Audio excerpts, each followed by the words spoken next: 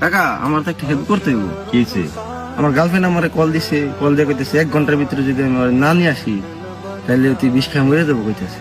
ও, তুই মনে হয় খুব ভালোবাসিস না? অবশ্যই ভালোবাসি, আমার অনেক ভালোবাসিস না? বাসি। 1 ঘন্টা মর বা এই যে আমি তোর কিছু কথা ঘুম, এই কথাটি শোনার পর মনে হয় তোর এই ভালোবাসাটা থাকবো না আমার প্রতি। শুনবি কথাটি? বলো তুমি। তুই কি করস? বেকার বাপের টাকা। বেকার? তোর বাপের তোর নিয়ে স্বপ্ন আছে, তোর মার তোর নিয়ে স্বপ্ন আছে, একদিন তুই অনেক বড় হবি, হ্যাগো দেখবি, অবশ্যই। হ্যাগো কিছু খাওয়াবি। তোর বয়স কত এখন? 16-17। এই বয়সটা হইলে মন রাখা কাইনার মতো, যে সামনে এসে দাঁড়ায় ওরে মনে কর অনেক ভাল লাগে, বা মনে হয় যে ওরে স্যার আমি বাঁচুম না, বা আমি তোর অনেক ভালোবাসি।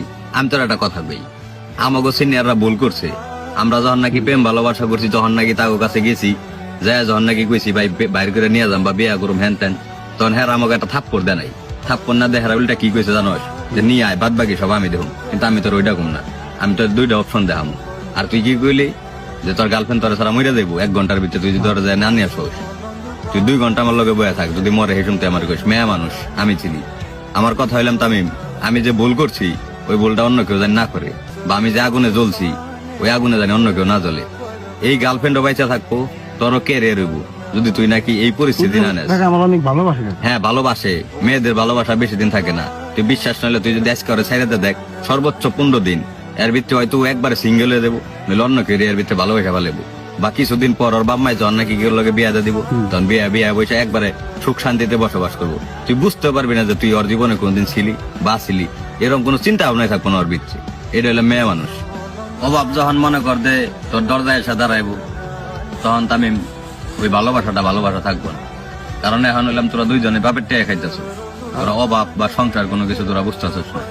যখন নাকি তুই আরে বিয়া করে বাসায় নিয়ে আবি, তখন কিন্তু সব দায়িত্ব তোর নিতে হইব। তুই এই সময় কি করবি?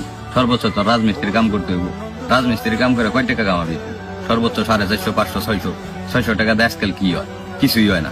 তোর বোর জামা কাপড় লাগবো, একটা ফেসিয়াল করার লেগে একটা কিছু লাগবো, তোর একটা জিনিস ঘুরতে মন চাইবো, ঠিক তখন কি হয়ে দাঁড়াইবো জানোস? তখন তোর বউ মনে করে অনুভব করবো যে আল্লাহর ওর সাথে আইসা মনে হয় আমার ভুলই হইলো, বা আমি যদি আর 4-5 বছর পরে বিয়ে বসতাম তাহলে মনে হয় আমি একটু ভালো জায়গায় যেতে পারতাম। এদিকটা কিন্তু তোর কেরিয়ার হচ্ছে বাই চান্স, আল্লাহ না করুক, বাই চান্স যদি তোর বউ তোর ছেড়ে চলে যায়, তখন কিন্তু তোর ইকুলো গেল উকুলো গেল, তোর লেখাপড়াও গেল, তোর মনে করে কর্মজীবনটাও চলে গেল, আবার তুই তোর বাপ মার কাছেও গেল। কি দরকার?